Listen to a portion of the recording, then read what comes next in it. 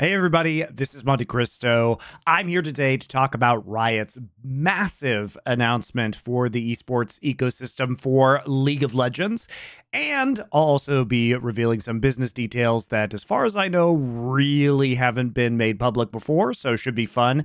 If you guys don't know, they're adding another international tournament, and they are merging the Americas regions, so they're dissolving LLA, splitting up two teams between what they will call the North Conference, aka LCS, and the South Conference, aka CBLOL, as well as unveiling a brand new Pacific tournament for all of the Asian regions, including VCS that are outside of Korea and China. So we'll be going through the League of Legends article from the LoL Esports website in order to do this, and I will be giving you my thoughts alongside what they've announced and hopefully try and give you some context. Now, I think this is overall quite a good change, and I am excited for it. And I think it's very important from the business side that many of these things be done for the long-term health of League of Legends esports, even though, as you guys might have seen, this isn't too popular with the Brazilian community. So let's get into it. All right, so we have this amazing blog article, LoL Esports, building towards a brighter future. Oh my, I'm so excited. So here are the high-level bullet points. New third international event. This is going to be in addition to MSI and Worlds, not the Esports World Cup that is happening in Saudi Arabia. Crucially, that's not what this is. They are going to be using Fearless Draft in Tier 1 play, and this is not only for the third international tournament, but basically the intro tournament to that, which is going to be regionally based and is going to be, as far as I can tell, sort of like LCS lock-in used to be, even though we don't have any details on that yet. Unified split schedule for all leagues. That means we're moving to 3 splits, basically. Propose multi-region leagues in Asia Pacific, APAC, and the Americas. We'll get to that. Experiment with guest team slots, promotion/relegation. This comes from the Valorant system. I will explain it to you guys if you guys don't know how Valorant works for Riot. And new international event league slots. Sort of. That's doing some work here. They did announce their new business model. So basically, the team participation agreement was up. That's when we saw, teams get bought out of the league entirely, which is what happened to Golden Guardians and Evil Geniuses in LCS. They accepted $6 million basically to give up their franchise slots. And now that's probably going to have to happen again, as we'll get into in a little bit.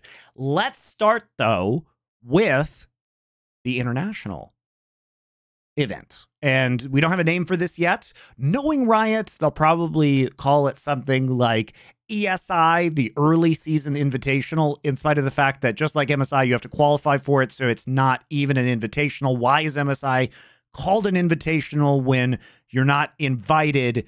You have to qualify for it. And why did they pick mid-season? Literally the most boring name possible. So no doubt we'll see some dog shit branding for this one. And you know what? It's not even that exciting, because the big reveal is Fearless Draft Mode, which we're already seeing in Tier 1 competition as part of the LPL, if you guys have missed out on that. The first phase of the new LPL format that was rolled out this summer does actually include Fearless Drafting. So it's not that interesting, and we're only going to get one team from each of the 5 regions. Basically, this feels a lot like how MSI used to be. It's a 6-day-long tournament, and the way you qualify for this event, again, not invited, you will qualify for this event, is that the first phase of that tournament happens regionally, remember?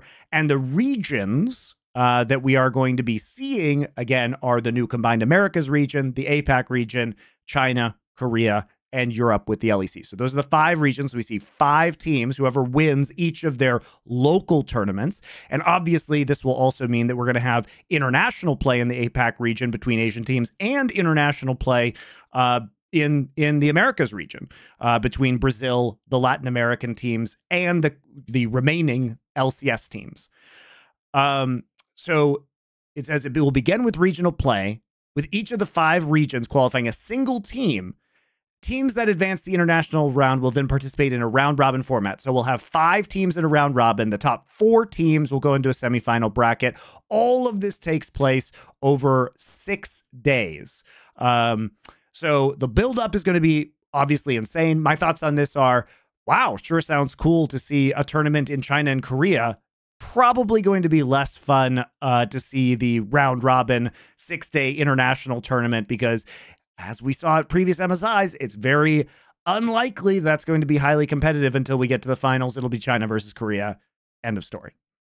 So while I appreciate the fact that they are moving, creating new international tournaments, this is a pretty milquetoast way of doing it, in my opinion. So I'm excited for the domestic part of this, less excited for the actual crowning 6-day tournament. But, and also, who knows where they'll put this. They'll probably just put it in a studio somewhere, LEC studio, whatever.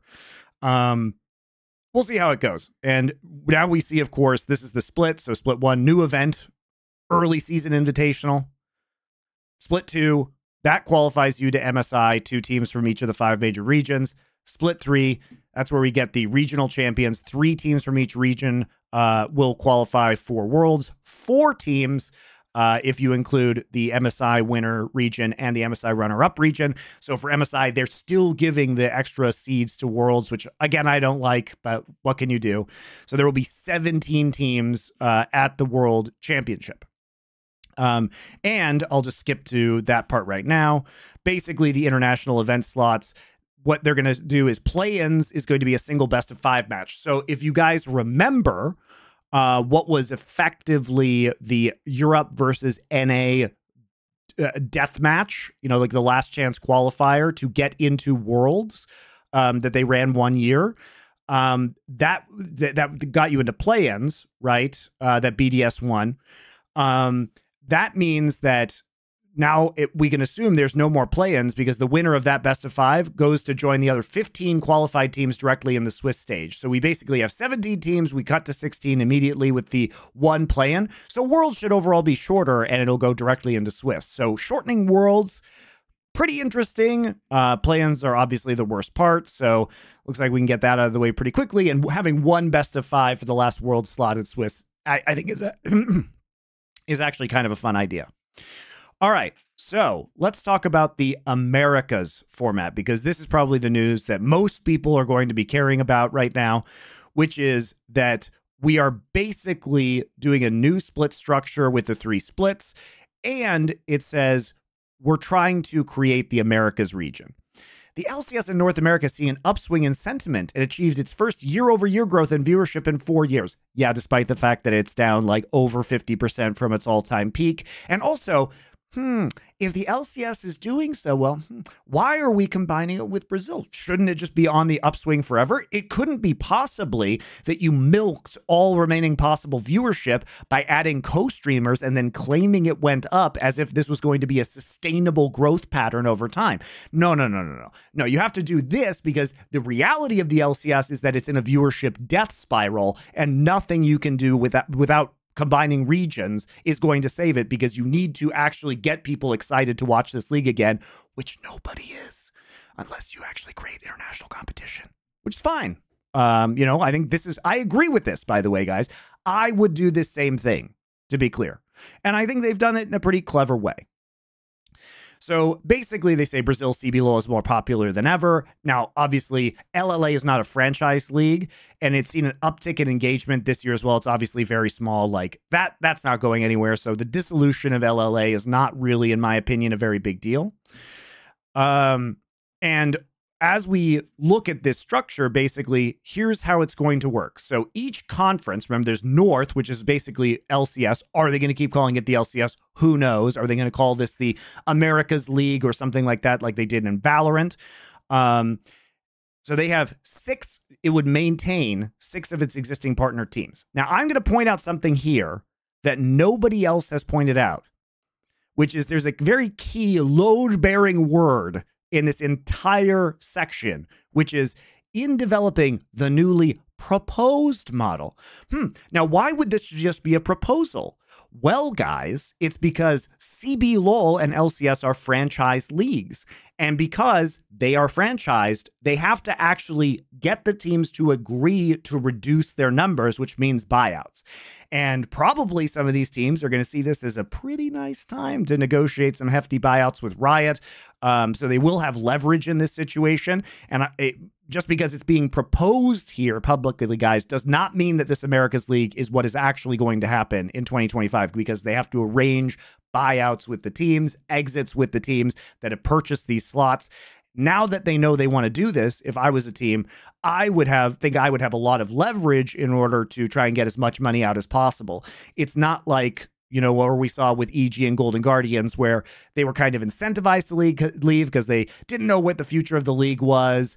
You know, the thing is, now that you actually know that this is happening, it probably increases your faith that this is going to be a successful product, among other reasons, which we'll discuss in a minute. And that means that probably people are going to be they're going to be more reluctant to leave this America's League because they want to see how it pans out. They want to see if it will be successful and if their investment in these partnered slots was going to be worth it. So I really wonder how this is going to pan out. Now, the other danger, the reverse side of this, is if you offer too much money, well, maybe you lose more than 2 LCS teams. You lose more than 4 CBLOL teams, because remember, there's 10 CBLOL teams right now. There's 8 LCS teams. You got to get down to 6 of each of those, 6 in each conference, 6 in North, 6 in South. So how do you get down to that number? I'm curious what their plan is. Obviously, they have one going into this, but it does seem to give the teams a lot of leverage when it comes to negotiating buyouts from Riot. Obviously, that would depend, too, on the niceties of the team participation agreement. Maybe there is a hard number in there, but I do not know that. So effectively, each of these 6 teams would be joined by 1 team from the LLA. So they're dissolving all of the LLA except for 2 teams. 1 goes in with Brazil, 1 goes in with the LCS. Probably people want the LCS one a little bit more. And then they're also adding promotion relegation through the Tier 2 system. Now, this is very similar to what Riot has done in Valorant. And if you guys are not familiar with the VCT, effectively, instead of selling franchise slots, Riot gave teams a partnership that comes with like $1.5 million stipend, something like that. And this means that you have a permanent slot as long as Riot doesn't choose to remove you, but it is, as far as I am aware, at their discretion. And then there are other slots in the VCT where you can actually promote, but you can only stay there for a maximum of 2 years before you are then kicked back down into the Tier 2 scene, and you have to compete your way back up to getting into one of those promotion slots, right? And this sounds probably something very similar to that, in that we're integrating NACL, and there is going to be a team that promotes there. So we have a total of 8 teams, 6 LCS, 1 LLA, 1 promotion team to motivate people and hopefully have some good stories out of that. Now, obviously, having the promotion back in is exciting. It's worked well in Valorant. For example, G2 has been doing very well, and they promoted in NA. So brands that are motivated and teams that are motivated, we've seen do well, not only domestically, but in G2's case, like internationally, very well in Valorant as well. So this is an interesting system. I think it gives people what they want, which is that it gives a reason for the Tier 1 teams and the LLA team to continue to perform and not be outperformed by somebody coming in from Tier 2. Gives people a reason to invest in Tier 2, because presumably if you get into the Tier 1 echelon of the North or South Conference, you'll be receiving that stipend from Riot, which gives you a lot of money. So I really like this. It seems like it's going to be pretty good. How the splits for the Americas work. So it says teams would first compete within their respective conferences, with top performers qualifying for cross-conference play, where a single team will qualify for the new global tournament. So basically, in each conference, we get down probably to 1 team from each. The Brazilian team or whatever flies to Los Angeles. They're in the LCS studio. They play a best of 5. Winner goes into the new tournament. Split 2, for MSI, the top team from each conference would secure 1 slot, a total of 2 Americas teams. So sounds like we don't have cross-conference play before MSI. So it would be basically exactly the same as like LCS Spring and CBLOL Spring. I don't see really any difference here. And split 3, an America's regional championship would determine 3 teams advancing to Worlds, with at least 1 team from each conference. So this means we probably have a big combined bracket. It's probably similar to the PCS playoffs that are happening now. And the top Northern Conference team will be in, and then the top Southern Conference team will be in, even if they like place fourth in a double limb bracket, let's just say. And then the final slot for Worlds will probably just be the next best team. So for example, you know, if the finals is all Northern Conference, it'd be both teams in the final, and then whatever team, you know, from the Southern Conference placed the highest, whether that's fourth or fifth or whatever, right? That team will be the one that will be advancing to Worlds. Now, on the other hand, obviously this makes it very exciting because we could have a battle between Northern and Southern Conference teams for that last remaining World slot. This is really, I think, interesting in terms of its implications. And I think that cross-regional play is going to be very hype. It's going to be very fun. I am hopeful that it will increase the level of the LLA Tier 2 and Brazilian teams, although with limited cross-regional play, it may not, we have to say, because there's only a small amount of time where they're going to be able to train, you know, with each other. But this also offers minimal disruption to the successful CBLOL system that's already there, in that, you know, basically they're still just playing in what is effectively a rebranded CBLOL. And in my opinion, they probably shouldn't even change the branding from CBLOL. Like, why do we need to call this the Southern Conference? Can't we just call it CBLOL? Have an LLA team in there and then have a promoted Tier 2 team. Seems to me that this would be a pretty reasonable system. Now, the question is, how are we going to winnow down and what are the financials of this? Because you have to remember that there's really big financial differences between LCS and CBLOL. So first off, you know, for example, when Riot originally sold LCS slots, they were going for between $10 and $12 million. We saw EG actually buy a spot later for $30 million. Obviously hilarious that they sold for $6 million later after spending millions and millions and millions of dollars running this team and this roster. So they ended up with a huge financial loss as a result of buying into the LCS. But we can presume teams are, you know, slots are probably still worth, I mean, they're definitely worth $6 million because that's what they were just sold for back to Riot. But they're probably still worth north of that. You know, if you could find a buyer, you know, they're probably worth maybe 10 million, you know, about what they were sold for originally. But CBLOL, those slots were originally sold for only around $800,000. That's like the conversion into US dollars. And so these slots were considerably cheaper.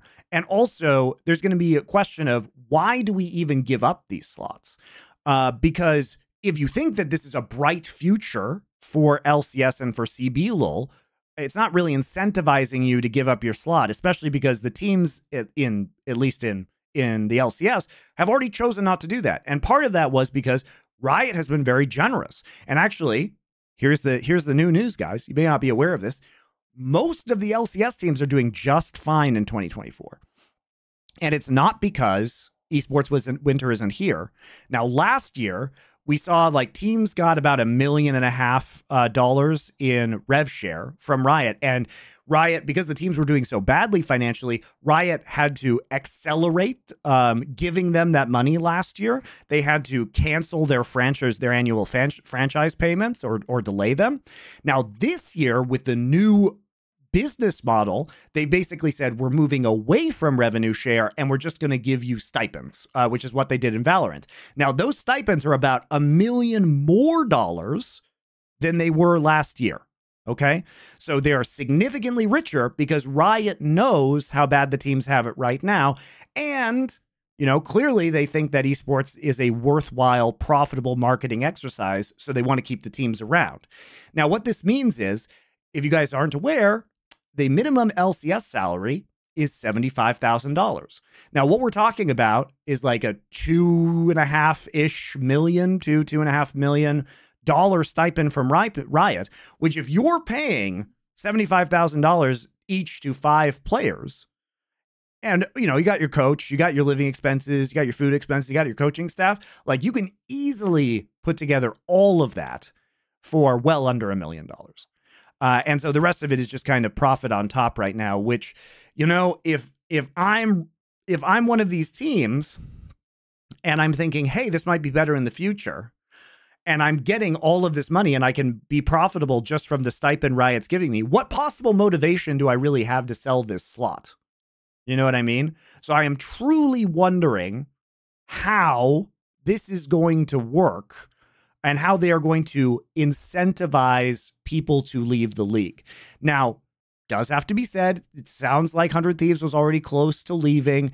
Maybe there's a world where 100 Thieves decides they don't want to be involved in this. But I think most of these teams have already said, like, nah, we're just going to stick around, spend minimum, and just see how this turns out in the long haul, rather than get rid of our franchise asset. I have no idea how, the CBLOL teams are doing financially, but there's a pretty big difference between the value of an LCS slot and the value of a CBLOL slot based on the numbers that we know, that we've seen Riot sell these for, that we've seen sell on the secondary market, that we've seen Riot pay back to teams in order to get them to remove them from the LCS effectively. So there's a lot of questions here about how this will actually function and if this is possible, which is why we're seeing proposed model, right? Which was not a word that we're going to see in the Pacific League. It just says we're doing this, right? Because they actually just have the total authority to do that. They don't actually have contractual partners that they have to mollify in order to make this proposed system work, right? But I do think the idea of the system is very good. I personally am excited to see more international competition, even within a region, right? Both for Americas and for Pacific. It makes actually all of this very exciting. Now, Asia Pacific. So basically what we're seeing is the VCS is being dissolved. And what better time to dissolve the PCS, guys, than right now when a bunch of the players have just been banned for match fixing scandals, right? I think it's very clear the VCS is not going to be able to support as many competitive teams because of the number of players that have been banned. So now it's a good time to kind of winnow it down. Even though like the VCS is still going to exist, because remember, this is a new league and the VCS is going to feed into this league. You have to think of this more as like a super league or a Champions League of, if you're a European, football fan of the Pacific region, right? So the feeder leagues are not necessarily going away, right? So LJL, LCO, PCS, so basically, they say they're building on that foundation. They're launching a brand new league in 2025. It will bring together top teams from Vietnam, Hong Kong, Taiwan, Macau, Japan, Oceania, and the rest of Southeast Asia. So what this means is what? They're going to have basically 8 teams for the league, right? And a promotion relegation model. So effectively, they are keeping the regional leagues, and the teams that are in the top league will be promoted or relegated from the regional leagues. We get 8 teams in that. Should make actually a very, I think, competitive competition that may actually, I think, increase the level of play across all of these regions because we're concentrating talent in this league. There should actually be some very good matches. So while previously it may not have been really worth it to watch a lot of this region's games, this may make it worth it. Especially playoffs will probably be worth it, right? And they're saying the first lineup of guest teams, again, they're using guest teams, they're not partners, they're not franchise, competing in the league next year will be determined by the results of the 2024 PCS and VCS summer split playoffs. So basically they're saying do well in PCS, do well in VCS, you'll be one of the 8 teams. So basically, this gives each team participating in the 2024 summer split of VCS, PCS, LJL, and LCO a chance to secure their spot in the league. For future seasons, when the promotion relegation league model is in effect, guest teams will have the opportunity to get promoted from their respective domestic leagues. Now, I really like this because, as I've said to you guys many times, I am hopeful we get a League of Legends Super League eventually. I would love to see all domestic leagues, LPL, LCK, LCS, LEC, turn into feeder leagues for a 20-team big league. I think not only would this make teams like G2 even more competitive on the international stage, but I also think like this would be a much easier way to follow the game of League of Legends without killing the domestic leagues. They just become tier 2 leagues where you can promote potentially into the Super League. That would be, I think, a very fun way of consolidating the League of Legends circuit. So if this is a trial run to doing something like that, I would be very interested.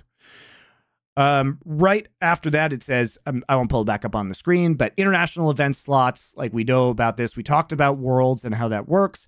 Now, there has been backlash from the community because people are saying like, oh, you're killing CBLOL. Actually, this really doesn't do anything to CBLOL. The only thing this really does is it allows CBLOL to compete for the first tournament of the year with North American teams. It doesn't change anything about MSI qualification, really, because they don't compete before MSI, so they just get a slot. And then this also guarantees them the same number of slots at Worlds with the potential of having 2 slots. And it seems like the teams play 95% of their games domestically and then just have a crossover for the probably a later stage of playoffs. So I think it drives really a lot of excitement to Worlds qualifications, towards playoffs, to the new international event qualification. And it's actually probably worse for LCS because they could go down to potentially 1 world slot if Brazil gets good enough, right? So this really actually is a demotion, which is deserved based on performance and based on viewership for LCS in terms of guaranteed international placements. Unless we would see something crazy like an LCS team making the finals of MSI and therefore getting that 4th seed, which then they would deserve, right? So it's not that big of a deal. So there's a lot of stuff to consider here about this. These are big changes. Overall, you know, there's a key phrase here, which is that Riot says, our proposal does reduce the number of teams within our Tier 1 ecosystem. Simply put, we have too many teams in Tier 1 to support sustainably. By reducing the number of teams, we'll be able to focus support from the global revenue pool by ensuring revenues are distributed among fewer teams, thereby increasing revenue per team. This is great, guys. We want the teams to do well. This should also help concentrate player talent, making it easier for fans to follow a streamlined ecosystem and ultimately create more high-quality matches worth your time. True. This is great. Also gives people a reason to watch Tier 2, if we're being honest. Because some of your favorite players might end up in a Tier 2 ecosystem in North America or other regions, right? But I do think that we need to concentrate talent. I do think that we need to kick out some of the defunct brands within the LCS, or buy them out is probably more accurate way of saying it, right?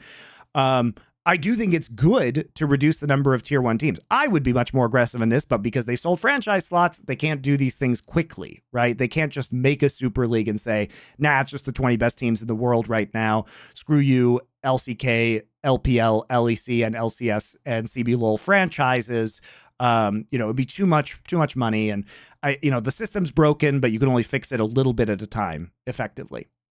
So I am in general in favor of reducing the number of Tier 1 teams within League of Legends. I do agree that this streamlines Worlds qualifications and makes it a lot easier for the average fan to follow. The system is significantly less convoluted. I think it will create some really hype matches, both in Asian playoffs, APAC playoffs, and in America's playoffs, that should have some really fun regional crossover and tap into regional pride. So this all sounds quite good for me. I think it sounds good for the teams as well. There's going to be a lot to discuss as this actually unfolds. And, you know, Riot has to walk a very fine line in terms of buying out the right number of teams, but not giving too much money that other teams want to bail, so you don't end up with fewer than the number of desired LCS or CBLOL teams remaining in this system. So it's going to be tricky, but I'm intrigued to see how Riot does it. And overall, I think these changes are quite good. So hope you guys enjoyed this. Hope this makes it a little bit clearer for you when it comes to talking about the changes to the global esports ecosystem for League of Legends and how that pertains particularly to the Americas. See you next time.